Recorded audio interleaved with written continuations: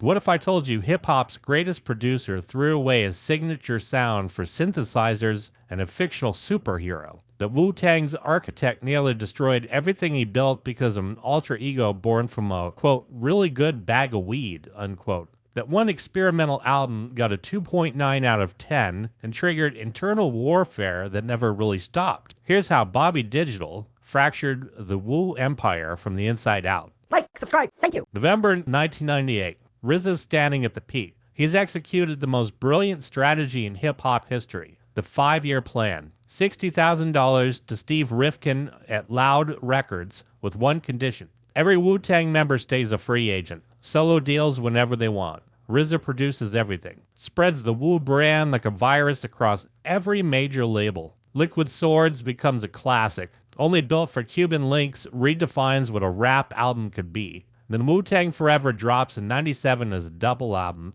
moves 4 million copies, and proves 9 guys from Staten Island just conquered the world. The plan worked, better than anybody imagined. RZA had turned himself into the most in-demand producer alive. His SP-1200 and later his Ensoniq EPS-16 keyboard created sounds nobody else could touch. 2-bar loops when everybody else was stuck on 1 bar. 4-bar loops that felt like whole compositions. Samples from Kung Fu Movie mixed with stacked soul and obscure jazz that sounded haunted and raw. 8 different compressors, one for each MC, giving every voice its own texture. The 36 chambers production wasn't just revolutionary, it was absolutely untouchable. But something shifted after Wu-Tang Forever. The 5 years were up. RZA had proven everything he needed to prove. And maybe that was the problem. He had spent half a decade in a basement making music, smoking weed, cooking turkey burgers. Literally didn't come out for years. Now he was famous, wealthy, bored with what he had already mastered. So he started thinking about keyboards, digital orchestras, a character that could let him say things that RZA couldn't say, do things that RZA couldn't do.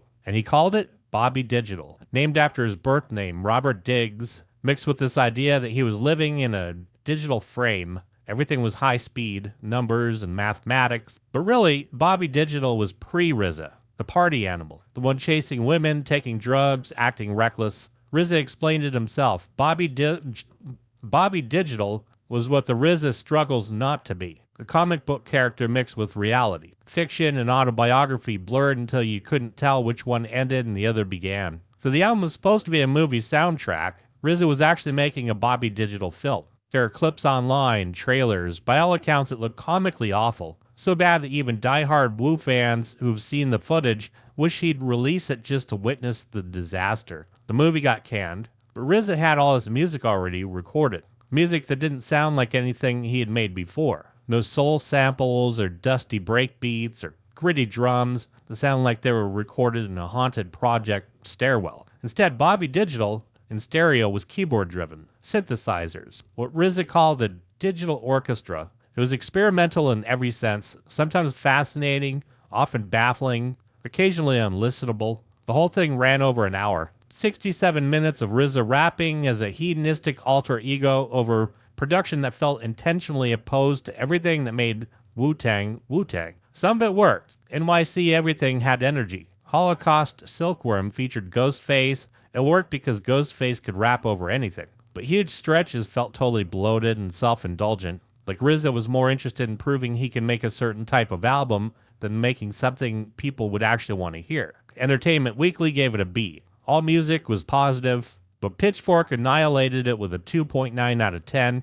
Even fans who loved Wu-Tang weren't sure what they were supposed to do with Bobby Digital. The real damage, however, wasn't the reviews. It was what happened inside Wu-Tang. Because RZA was making Bobby Digital, he stopped doing what he had done for 5 years straight. Stopped producing every Wu-Tang solo album. During 98 to 2000, he'd contribute 1 or 2 songs per record, maybe get an executive producer credit, but the iron grip was gone. The Wu elements, Mathematics, True Master, Fourth Disciple, were making more beats. Other producers were getting called in. The sound that RZA had so carefully controlled started fragmenting. Members noticed. Of course they noticed. U-God later wrote in his memoir that Bobby Digital was the main problem. In 25 years of business, RZA never placed the group at an A-list agency. But RZA personally always had A-list agents. U-God called Wu-Tang the Rolling Stones of hip-hop without proper representation. Meanwhile, RZA was focused on Bobby Digital movies, Bobby Digital albums, Bobby Digital everything.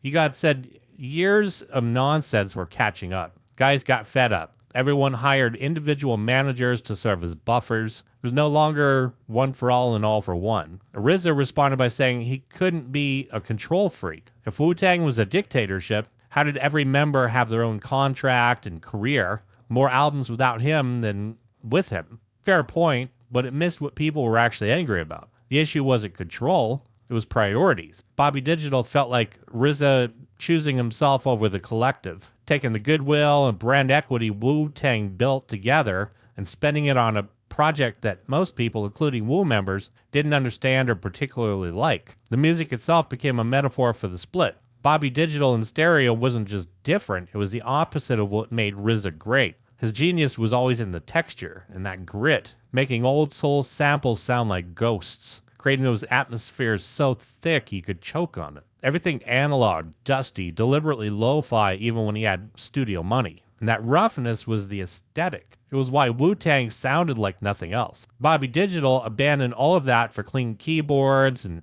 digital production. It was right there in the name. RZA even admitted later that he released Bobby Digital instead of The Cure, his real solo album, because he wasn't ready to reveal where he was musically. Wu-Tang was the perfect medium to expose anything new because the most people would probably buy it.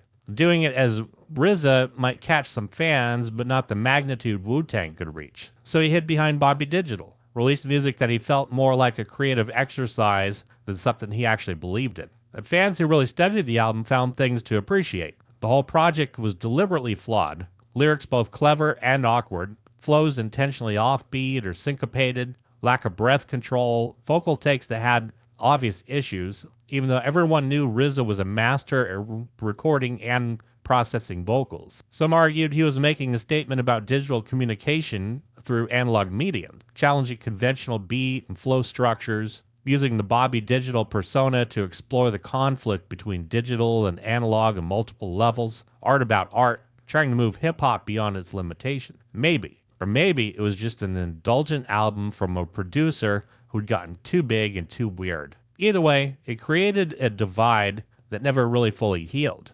2 more Bobby Digital albums followed. Digital Bullet in 2001, Digisnacks in 2008. Both had high points, but felt equally bloated. The narrative arc connecting them was thin. Seemed like RZA was enjoying playing this character so much that he couldn't let it go, even when it was clear that most people had moved on. And the cruel irony is that RZA doesn't have an undisputed classic as a solo artist, not under Bobby Digital and not under his own name. He's a victim of his own early brilliance. Everything gets compared to those basement years when he was untouchable. But RZA clearly doesn't want to be compared to his previous self. Bobby Digital was a way to release music without carrying the full weight of the RZA name. He talks about committing to the character, knowing Bobby has a reputation for doing and saying certain things that he wouldn't normally perform on a Wu-Tang album. His interests expanded beyond music, especially beyond the dark, gritty sound that turned Wu-Tang into a movement. He became a modern Renaissance man, acting in films, directing, philosophizing. The Cure, his long-awaited proper RZA solo album, got teased for years, but never materialized. It became hip-hop's Chinese democracy. Maybe because he knows reality will never meet those expectations. Maybe because he genuinely moved on from that version of himself. But the damage from Bobby Digital lingers. Wu-Tang never fully recovered the chemistry they had during those first 5 years. Internal squabbles became constant, members at each other's throats, missing shows, lawsuits over royalties. You got sued in 2016 for $2.5 million, claiming he hadn't received royalty payments since 2010, despite contributing over 170 songs. RZA's brother, Divine, challenged his authority and direction, creating classic storming phase power dynamics that fractured the group's cohesion. The documentary, Wu-Tang, of Mics and Men, shows how they tried adjusting their leadership model, giving members greater creative input, reaffirming the collective mission. But you can see it in their faces when they talk about that era. Something